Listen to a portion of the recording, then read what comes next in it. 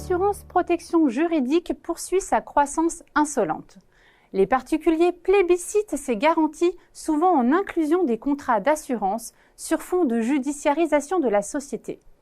Ces offres surfent aussi sur l'essor du e-commerce et des usages numériques, source de nombreux litiges pour les consommateurs.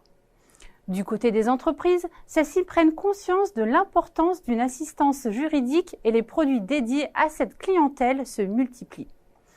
Voilà quelques-uns des grands constats réalisés dans la dernière étude Xerfi Precepta sur ce marché.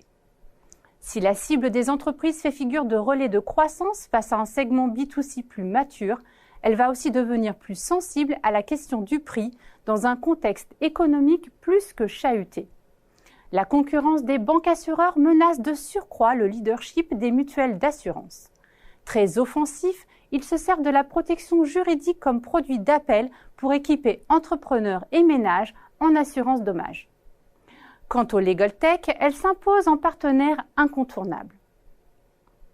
Dans ce contexte, quelle stratégie de croissance déploient les acteurs? Comment le digital améliore-t-il le front et le back-office des poids lourds? Comment s'y prennent-ils pour mieux segmenter le marché? Et quelles perspectives et opportunités se dessinent d'ici 2024? Pour répondre à ces questions, les experts de Xerfi ont passé au crible les stratégies mises en place en s'appuyant sur de nombreuses études de cas. Parmi ces stratégies, nous pouvons citer la conquête du segment des professionnels et des petites entreprises, à l'instar de la nouvelle offre dédiée aux TPE lancée par CFDP Assurance.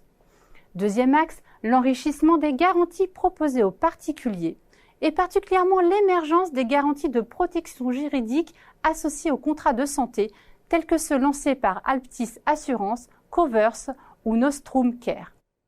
Autre stratégie importante, l'hypersegmentation du marché.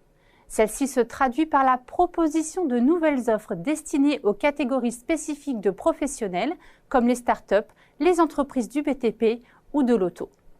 Enfin, les acteurs investissent massivement dans le digital pour améliorer le front et le back-office, grâce notamment aux chatbots, aux outils prédictifs et autres bases de données intelligentes.